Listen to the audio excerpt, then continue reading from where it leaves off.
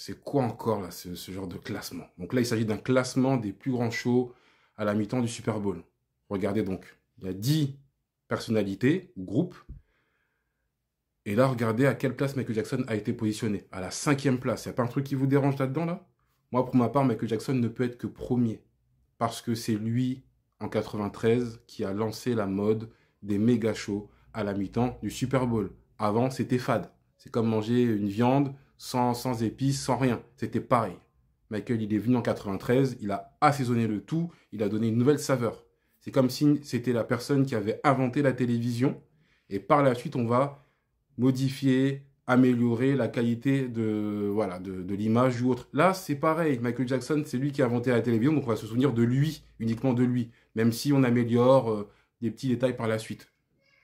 Mais à un moment donné, non, c'est pas sérieux. Donc, on va revenir sur ça et on va apporter du crédit à toutes ces célébrités qui ont apporté quelque chose de bon au show du Super Bowl. La photo parle d'elle-même.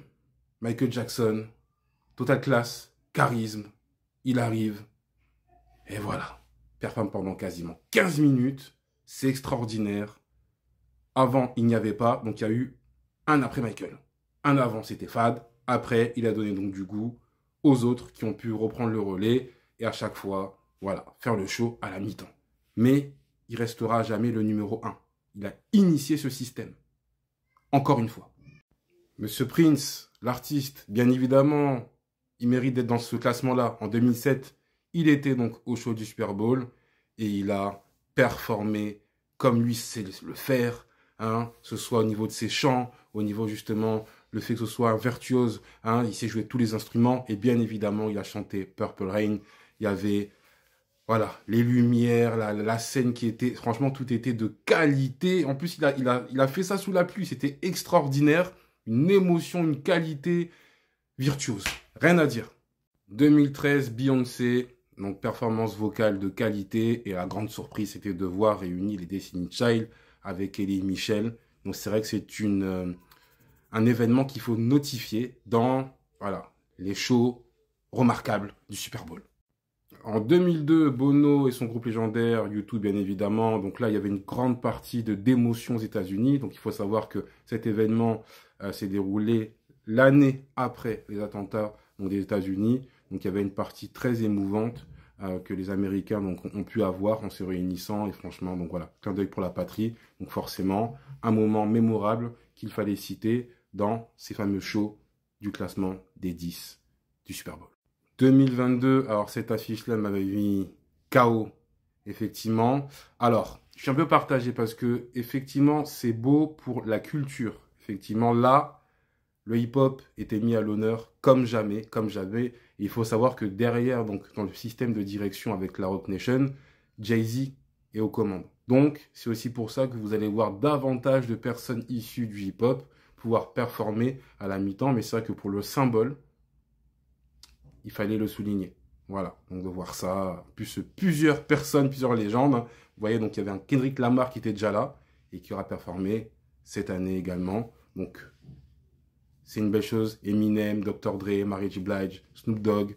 Il y avait aussi 50 Cent aussi. Voilà, je viens de me rappeler. Donc voilà, c'est vrai que pour le rap US, c'était vraiment un moment fort. Katy Perry, alors même si je ne suis pas un fervent de sa musique, fait partie des poids lourds de l'industrie. Donc, par logique, on devait de la citer. Donc elle était venue pas seule, hein, avec Missy Elliott, mais également un certain Lenny Kravitz. Donc du lourd, dans tous les cas du lourd. Voilà, donc là on peut voir, bon voilà, Katy Perry avec Missy Elliott d'une part, et avec Lenny Kravitz aussi grand musicien, qui performe toujours dans l'air du temps, et très, très aimé des Américains.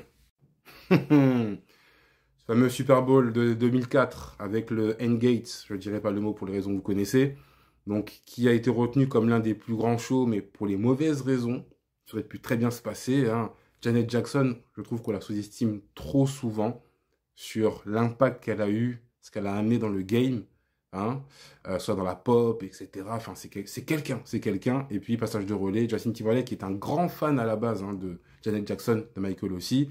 Et puis, ça finit tragiquement pour les raisons que vous connaissez. Donc, moi, le petit côté négatif, c'est que j'ai toujours la rage de Justin après cet événement-là, parce qu'il n'a pas assumé. Je suis désolé, ils étaient deux à performer.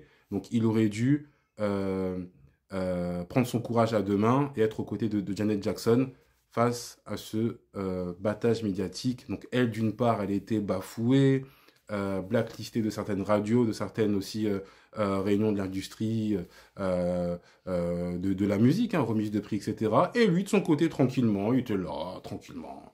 Il a reçu des prix par la suite et tout ça, tout va bien. Et c'est des années après qu'il a esquissé quelques mots par rapport à ça, quoi. Franchement, il m'a saoulé. Rihanna en 2023, alors ouais, il y avait un petit effet, donc je sais pas si c'est le fait qu'elle ait montré à la terre entière qu'elle était enceinte, mais c'est vrai qu'il y avait un petit côté sympa, même si bon, elle n'a pas fait de grandes chorégraphies, etc. Mais je sais que c'est un show qui avait marqué, qui avait compté. Pour ma part, bon, là ça apparaît dans cette liste-là, je l'aurais pas forcément mis, mais je peux comprendre, à la rigueur. Et Bruno Mars aussi, hein, et les Red Chili Peppers en 2014. Bruno Mars, grand showman, hein.